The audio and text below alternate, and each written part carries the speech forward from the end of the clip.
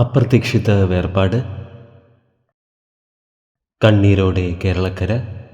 ഏഷ്യാനെറ്റ് ന്യൂസിലെ മുൻഷി എന്ന ആക്ഷേപഹാസ്യ പരിപാടിയിലൂടെ ശ്രദ്ധേയനായ ഹരീന്ദ്രകുമാർ അന്തരിച്ചു. റോഡിൽ കുഴഞ്ഞു വീഴുകയായിരുന്നു. തിരുവനന്തപുരത്തെ ആശുപത്രിയിൽ എത്തിച്ചുവെങ്കിലും ജീവൻ രക്ഷിക്കുവാനായില്ല. ഹരീന്ദ്രകുമാറിന് 52 വയസ്സായിരുന്നു. 18 വർഷത്തോളം തുടർച്ചയായി മുൻഷിയിൽ അഭിനയിച്ച് ഗിന്നസ് ബുക്കിലും ഹരീന്ദ്രകുമാർ ഇടം പിടിച്ചിരുന്നു. പ്രിയ കലാകാരന് പ്രണാമം അർപ്പിച്ച് നിരവധി പേരാണ് ഇപ്പോൾ സോഷ്യൽ മീഡിയയിൽ എത്തുന്നത്. 52 വയസ്സായിരുന്നു.